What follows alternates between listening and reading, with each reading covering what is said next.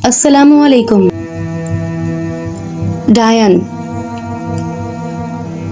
आज की कहानी का मौजू है, कब्रिस्तान में तेज हवाएं चल रही थी। हर तरफ से चीख पुकार की आवाजें आ रही थीं। आवाजें इतनी ऊंची थी कि ऐसा महसूस होता था कि कानों के पर्दे फट जाएंगे। कब्रिस्तान के दरमियान में खुली जगह, कब्रों के दरमियान एक शख्स काले लिबास में हाथ बांधे, आंखें बंद किए बैठा था। उसके होंठ मंतर का तेजी के साथ जाप कर रहे थे। वो सोच रहा था, आज इस अमल की आखिरी रात है। इसके हसार में एक काला उल्लू मरा पड़ा था। उसका नाम कालिदास है। कालिदास पहले मुसलमान था। उसका नाम अमजद था, मगर जब उसे पता चला कि जादू वगैरह ऐसे नहीं सीखा जा सकता, सबसे पहले उसे अपना मजहब बदलना पड़ेगा। और एक पुराने काले मंत्रों की किताब से काले उल्लू का अमल पढ़कर वो करने लगा। अमल से पहले उसका काला उल्लू पर काबू करना बहुत ज्यादा दुश्वार वाला अमल था, क्योंकि काले उल्लू की बद्दुआ से वो डरता था। आज उसकी पढ़ाई की आखिरी रात थी, पर 7 दिन का अमल यानी 7 रातों में पढ़ना था। 6 रातें ज्यादा खौफनाक ना थी, मगर आज महसूस हो रहा था कि आज कालिदास की जिंदगी की आखिरी रात है। हर तरफ से खौफनाक आवाजें आ रही थीं। ऐसा महसूस हो रहा था जैसे कई चुड़ैलें या भूत मिलकर बैन कर रहे हों। फज्र में 15 मिनट रह गए थे। इसके बाद इसका ये अमल मुकम्मल हो जाना था। जैसे ही 15 मिनट पूरे हुए, हर तरफ सकूत छा गया। एक आवाज गूंजी, बालक तुम अपने अमल में कामयाब हुए। काली का आशीर्वाद तुम्हारे साथ है। कालिदास बहुत खुश हुआ। वो इस अमल के मंत्र को इस्तेमाल करने का तरीका जानता था। अभी भी वो आलती पालती मारे बैठा था, क्योंकि अभी सूरज निकलना बाकी था। तभी वो अपने उस मंडल से बाहर आता। खुशी से वो नाचने लगा। अब काला उल्लू उसके बस में था और काला मंत्र भी। हा हा हा हा। वो अपने गांव की तरफ चल पड़ा। उसका शैतानी दिमाग बहुत कुछ सोच रहा था। अब इस अमल को उसको किस तरीके से काम में लाना था, बाकी प्लान अब ये उसका बाकी था। वो लोगों को अपने मंत्रों से सेहतियाब करता और लोग उसे पीर साहब कहने लगे। उसने अपना आस्ताना बना लिया और आहिस्ता आहिस्ता बहुत मशहूर हो गया। वो आने वाली औरतों पर भी हाथ साफ करता और पैसे भी बटोरता। उसका धंधा जोरों पर था। आला हुक्काम उसके मुरीद थे। दौलत उस पर बरस रही थी। उसने कई इंस्पेक्टरों को ASP GSP भी बनाया था और अपने यके बाद कई दीगर मुरीद बना लिए थे। वो रोज आने वाले लोगों से मुख्तलिफ काम लेता और देता और पीर साहब कहलवाने लगा खुद को। लोगों को इल्म नहीं था कि वो असल में कालिदास है। कालिदास ने 3-4 साल सूरज की पूजा की और एक बंदे को अपना जानशीन बनाकर सफर के लिए निकल खड़ा हुआ। उसने रास्ते में बस की सवारी की और एक दूसरे गांव पहुंच गया। और उस गांव के जमींदार का बेटा कालिदास का बहुत अच्छा दोस्त था। वो एक रिटायर पुलिस ऑफिसर था। वो पुलिस ऑफिसर नईम बलोच कालिदास का मुरीद था। कालिदास का इरादा उसके यहाँ कयाम का था। कालिदास ने गांव वालों से पता किया कि लाल हवेली कहाँ है। चक के 12 लोगों ने काली की रहनुमाई की और उसे जमींदार पुलिस ऑफिसर नईम की लाल हवेली के सामने ला खड़ा किया।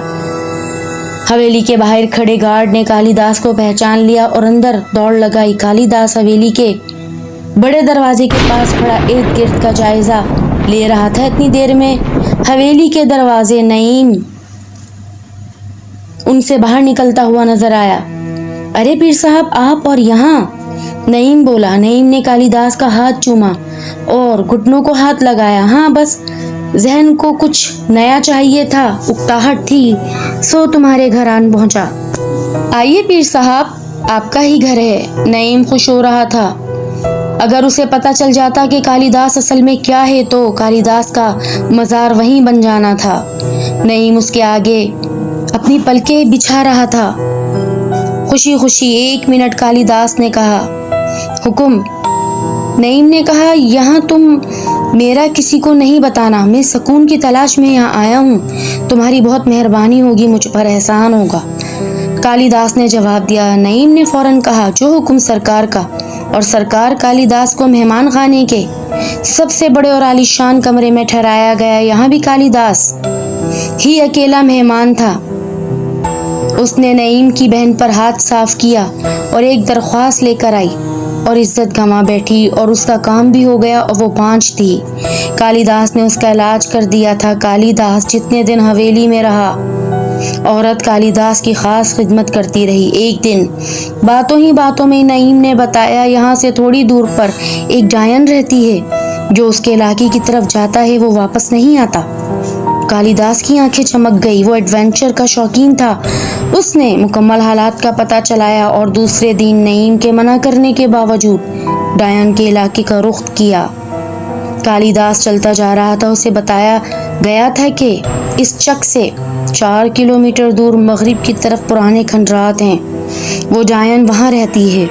वो खंडरात किसी वक्त किसी ब्राह्मण हिंदू का महल थे, मगर अब कोयले की तरह स्याह और टूट फूट का शिकार थे।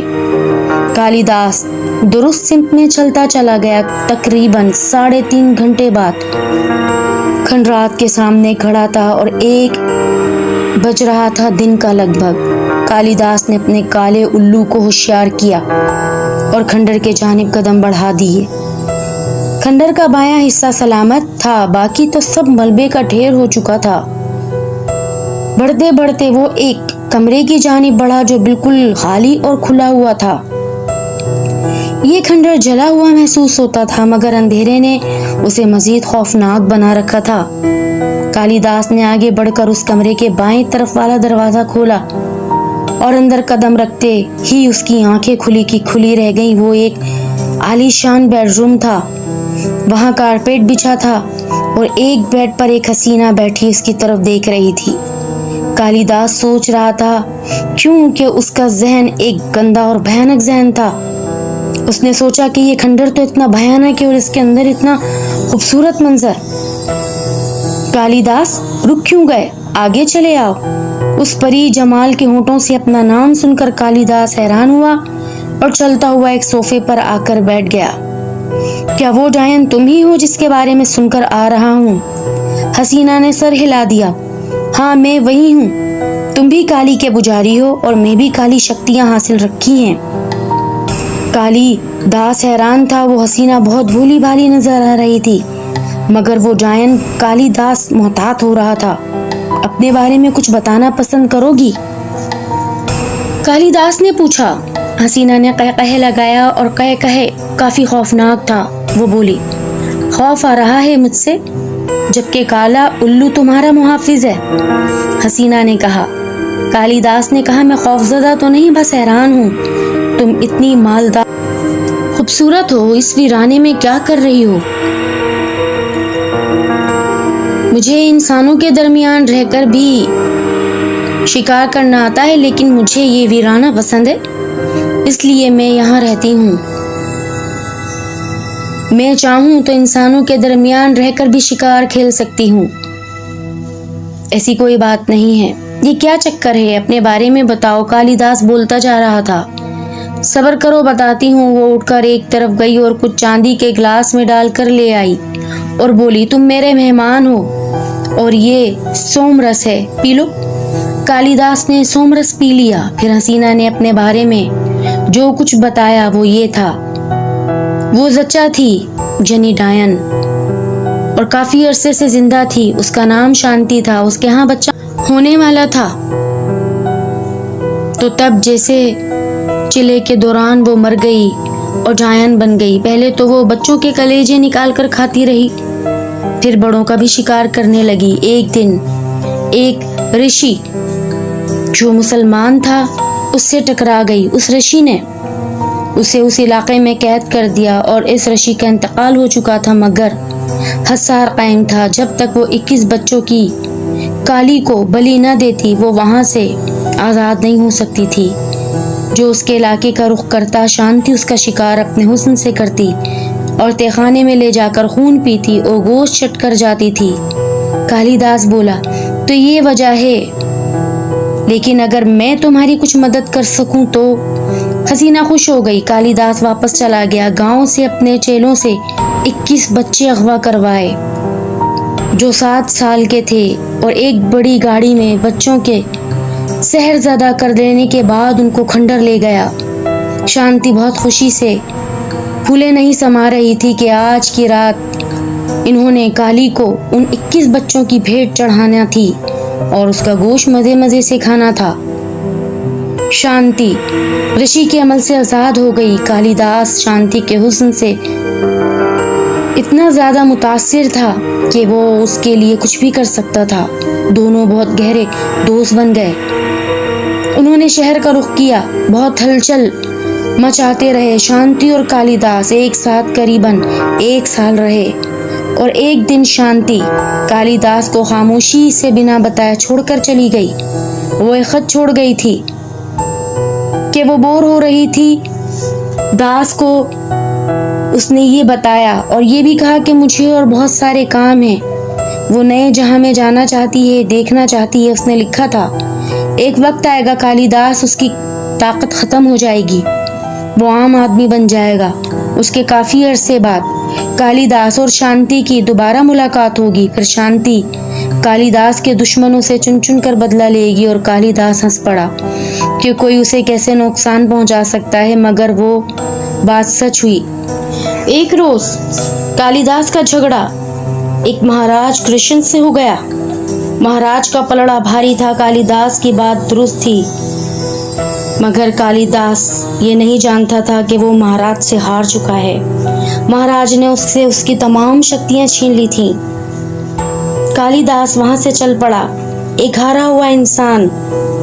वो खुदकुशी करने के बारे में सोच रहा था क्योंकि उसके पुरअसरार कुव्वतें छिन चुकी थी, मगर उसे शांति की वो बात भी याद थी कि मेरी तुमसे एक रोज मुलाकात होगी।